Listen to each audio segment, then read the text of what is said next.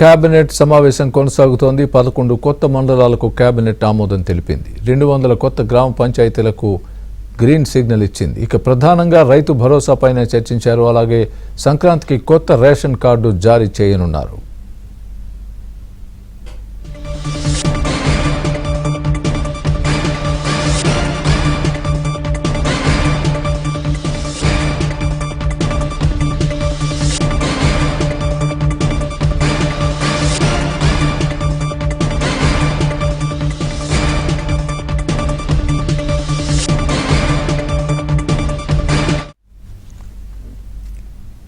Telangana cabinet భేటీ కొనసాగుతోంది. దీనికి సంబంధించి పూర్తి అప్డేట్ మా ప్రతినిధి నర్సింగ్ అడిగి తెలుసుకుందాం.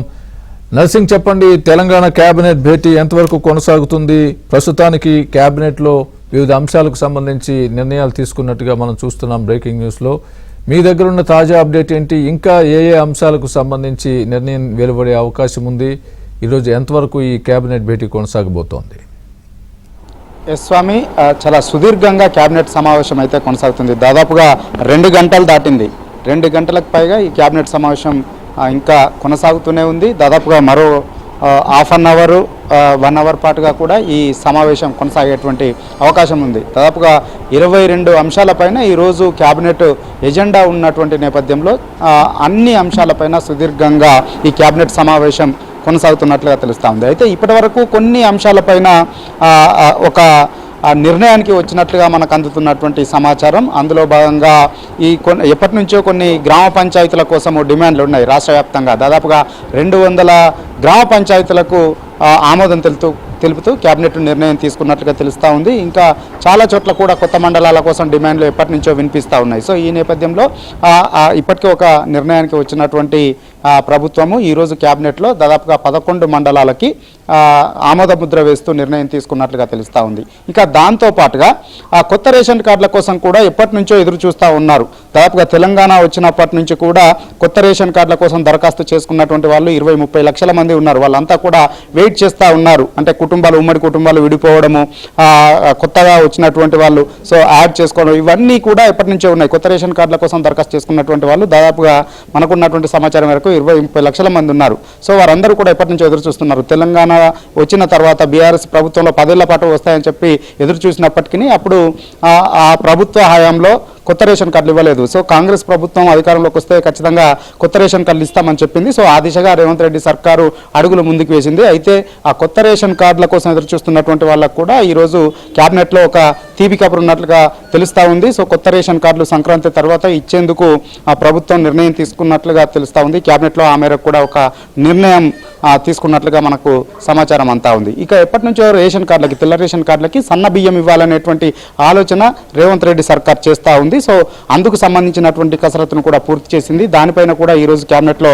చర్చించినట్లుగా మనకు సమాచారం. సో వచ్చే ఫిబ్రవరి నుంచి వీలైతే ఫిబ్రవరి నుంచే ఈ తెల్ల రేషన్ కార్డులకి సన్న బియ్యాన్ని ఇవ్వాలనేటువంటి నిర్ణయానికి కూడా ఈరోజు కేబినెట్లో వచ్చినట్లయితే తెలుస్తూ ఉంది. ఇక దాంతోపాటుగా ప్రధానంగా రైతు భరోసా మీదనైతే రైతు భరోసా విధి విధానాలపైన సుదీర్ఘంగా కేబినెట్లో చర్చిస్తున్నట్లుగా తెలుస్తూ ఉంది. ఇప్పటికే కేబినెట్ సబ్ కమిటీ అనేక చర్చల అనంతరము విధి విధానాలని రూపకల్పన చేసి ఈరోజు కేబినెట్ ముందుకు పెట్టింది. సో ఆ కేబినెట్ ముందుకు వచ్చినటువంటి ఈ విధి విధానాలపైన కేబినెట్ సమావేశంలో చాలా సుదీర్ఘంగా చర్చిస్తున్నట్లుగా తెలుస్తూ ఉంది.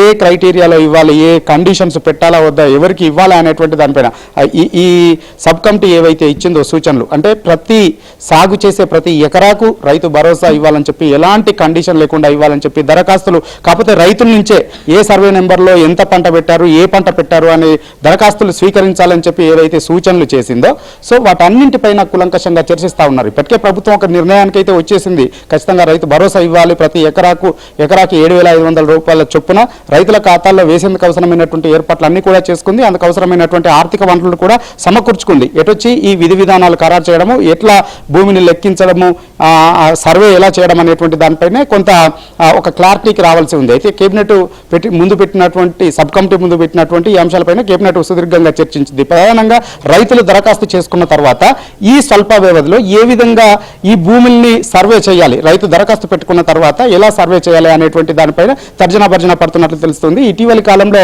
ఈ శాటిలైట్ డిజిటల్ సర్వే చేయడం కోసము టెండర్లను ఆహ్వానించారు. సో దానికి అవసరమైనటువంటి అర్హత కలిగినటువంటి కొన్ని కంపెనీలు ముందుకు రానటువంటి నేపథ్యంలో మళ్ళీ టెండర్లు పిలిచి వేగంగా సర్వే చేసే విధంగా శాటిలైట్ సర్వే కోసము మరొక మారు టెండర్లు పిలవాలనేటువంటి అంశం మీద కూడా ఈరోజు క్యాబినెట్లో నిర్ణయం తీసుకున్నట్లుగా తెలుస్తూ ఉంది. సో మొత్తానికి ఏ విధమైనటువంటి కండిషన్ లేకుండానే ముందుకు వెళ్ళేటువంటి ఆలోచనతో ప్రభుత్వం ఉంది. సాగు చేసేటువంటి ప్రతి ఎకరాకు కూడా రైతు భరోసా ఇచ్చేటువంటి ఆలోచనతో ప్రభుత్వం ఉంది.